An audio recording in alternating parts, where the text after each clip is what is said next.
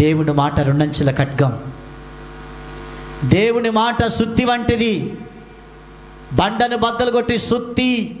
దేవుని వాక్యం అనేది ప్యానెల్తోనూ లైట్లతోనూ గోడలతో మాట్లాడడం, మనతోనే మాట్లాడతాడు దేవుడు. దేవుడు కొంతమంది మాట్లాడుతూ ఉంటే కొంతమందికి నచ్చదు. సూటిగా మాట్లాడితే నచ్చదు, ఖండిస్తే నచ్చదండి.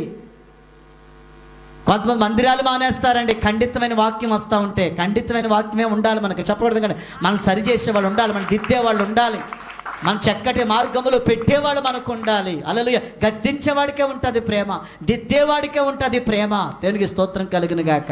పొగిడేవాడి దగ్గర ఉండదు ప్రేమ. అది ఎప్పుడైనా ప్రమాదకరమైన వ్యక్తే. మన సహవాసాలు కూడా ఎవరెవరితో సహవాసాలు, ఇక్కడ సహవాసం చాలా మంచిదే. నువ్వు బయటకు వెళ్ళినప్పుడు ఎవరెవరితో సహవాసం కలిగి ఉన్నావు, ఆ సహవాసాలు బట్టి కూడా కొంత మైండ్ పాడైపోతుంటుంది. అందుకని ఎవరి దగ్గర కూర్చోవాలి, ఎవరి దగ్గర కూర్చోకూడదో కూడా జ్ఞానం ఉండాలి.